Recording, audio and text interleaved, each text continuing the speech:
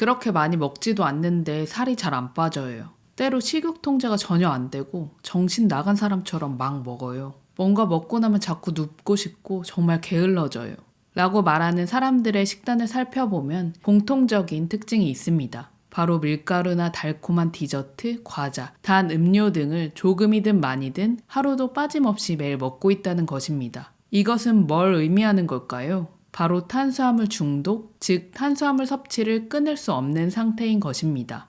예를 들어 빵을 좋아하지만 오늘은 안 먹어야지 라고 생각하고 먹지 않을 수 있다면 중독이 아닙니다. 하지만 먹지 않으려고 노력해도 자꾸 생각나고 먹고 싶어서 안달이 나서 결국 매일 먹고 있거나 한 번 먹을 때 왕창 먹는다면 이미 탄수화물에 중독된 것입니다. 탄수화물 중독은 약물, 알코올, 니코틴 등과 같이 특정한 물질을 끊을 수 없게 된 물질 의존과 같습니다. 그런데 중독의 원인 물질인 탄수화물이 주변 곳곳에 넘쳐나기 때문에 더욱더 탄수화물 중독에서 벗어나기가 어렵습니다. 그렇다면 많은 사람이 왜 탄수화물에 중독되었을까요? 당질 중독의 책 저자는 이렇게 말합니다. 식품업계가 돈을 벌기 위해서는 가능한 한 많은 사람이 자사의 상품을 반복해서 구매해야 한다. 그래서 식품업계는 사람들이 또 먹고 싶다는 생각이 드는 상품을 계속해서 개발해왔다. 이렇게 해서 도달한 것이 지복점이다. 지복점이란 말 그대로 소비자의 선호도에서 만족도가 가장 높은 소비점, 즉 최상의 행복을 느끼는 지점을 의미한다.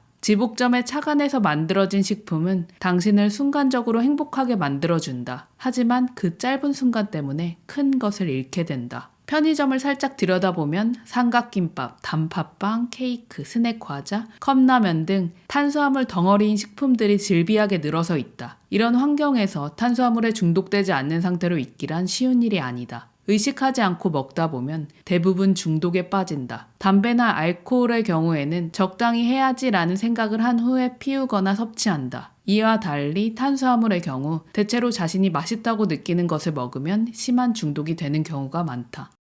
가공된 탄수화물 식품을 먹으면 혈당이 빠르고 가파르게 올라갑니다. 우리 몸의 혈당치는 70에서 140의 범위 내에서 조절되는 것이 정상 범주인데요. 이 범위를 넘어 혈당이 가파르게 올라가면 췌장에서 인슐린이 많이 분비되고 혈당이 급격하게 내려갑니다. 그럼 혈당이 크게 내려가면서 저혈당이 옵니다. 저혈당이 오면 또 혈당을 빠르게 올리는 뭔가 먹고 싶다는 생각이 들게 됩니다. 그렇게 다시 초콜릿이나 과자 등 가공된 탄수화물을 먹게 되는 것입니다. 혈당이 확 치솟았다 떨어졌다를 반복하며 혈당 롤러코스터 현상이 나타납니다. 의지로는 도저히 식욕 조절이 되기 어려운 상태가 반복되는 것입니다. 식욕 조절이 안 돼서 시도 때도 없이 가공된 탄수화물을 먹고 있으니 살이 빠질 수가 없습니다. 그리고 탄수화물을 열심히 먹고 있는 동안에는 살이 빠지지 않는 또 다른 이유가 있는데요. 탄수화물을 먹으면 포도당의 형태로 분해되어 우리 몸에 저장됩니다. 그런데 인간의 몸은 포도당을 가장 먼저 에너지원으로 사용합니다. 즉 포도당이 부족할 때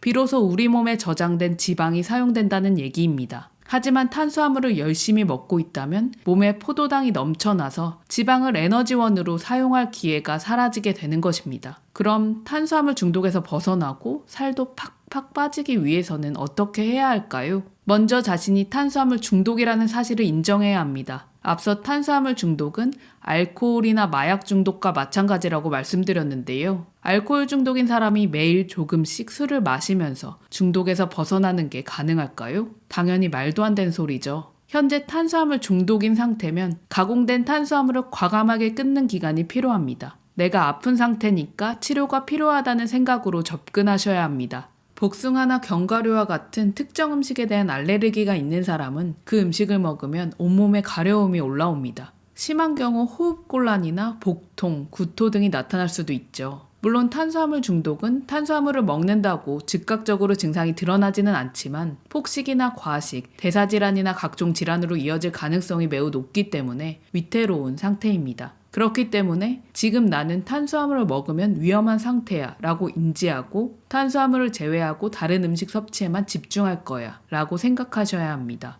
탄수화물을 끊고 처음 며칠에서 일주일 정도는 금단 현상이 나타날 수 있습니다. 우울감이 들거나 힘이 없고 축축 늘어질 수 있어요. 감정 조절이 잘 안 되고 짜증이 피어오를 수 있습니다. 하지만 2주차만 되어도 금단 현상이 현저하게 줄고 탄수화물을 먹지 않는 것이 그럭저럭 참을만해집니다. 3주차에 접어들면 정신도 맑아지고 체력도 좋아집니다. 붓기도 빠지고 살도 빠집니다. 그래서 불필요한 탄수화물을 끊는 기간을 최소 3주에서 4주 정도는 지속해 볼 것을 권장드립니다. 그런데 모든 탄수화물을 다 끊어야 할까요? 아닙니다. 하루에 탄수화물 최소 100g은 권장 섭취량으로 정해져 있는데요. 이걸 밥량으로 따지면 300g 정도이기 때문에 하루에 3분의 2 공기 정도 밥을 2끼 드시면 딱 좋습니다. 그리고 백미보다 영양소와 식이섬유가 풍부한 현미밥, 잡곡밥을 드시는 걸 더 추천드립니다. 그 외 밀가루 음식, 당이 함유된 음식을 모두 끊어보세요. 특히 가장 위험한 탄수화물 식품은 바로 음료입니다. 탄산음료, 캔커피, 과일 주스, 당이 포함되어 있는 대부분의 음료는 섭취 뒤 30분 이내 흡수됩니다. 이런 경우 혈당이 200까지 급격하게 상승하는 혈당 스파이크가 나타납니다. 그러니 가장 먼저 식단에서 음료부터 제거해보세요. 하지만 가공된 탄수화물을 안 먹으려고 노력해도 참다가 식욕이 폭발해서 혹은 상황적으로 어쩔 수 없이 먹어야 할 때가 있을 겁니다. 그럴 때는 혈당을 덜 상승시키는 섭취 방법을 참고해보세요.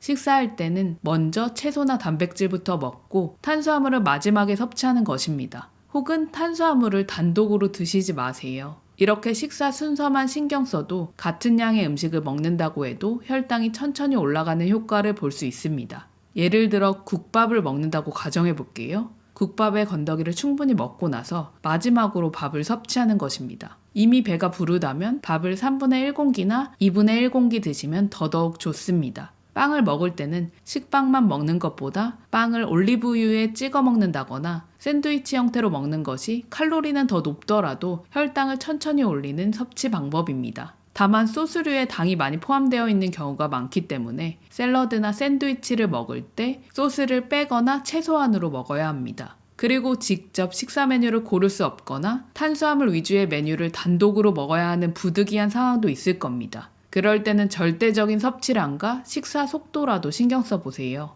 탄수화물 음식을 빠르게 정말 많이 먹는다면 혈당이 미친 듯이 폭주합니다. 그러니 과식이나 폭식하는 습관은 우리 몸에 엄청난 부담을 주는 행위입니다. 탄수화물 음식을 먹더라도 적당량을 천천히 음미하며 먹는다면 좀 더 건강한 방식으로 먹을 수 있다는 것입니다. 그리고 식후에 바로 산책, 계단 오르기, 스쿼트 같은 운동을 해주면 혈당 상승을 예방하고 좀 더 빨리 내려가도록 하는 효과도 있으니 이 방법을 활용해 보셔도 좋습니다. 다음 영상에서는 탄수화물을 끊는 과정에서 활용할 수 있는 각종 꿀팁, 탄수화물을 끊고 난 이후에 요요나 중독을 예방하는 방법 등에 대해 좀 더 자세하게 소개해 드리겠습니다. 다양한 의견이나 사례, 그리고 안부는 댓글로 남겨주시고요. 다이어트 말고 리부어트 하세요. 온 우주와 저는 무조건 언제나 당신 편이에요. 감사합니다. 사랑합니다. 우리 존재 화이팅!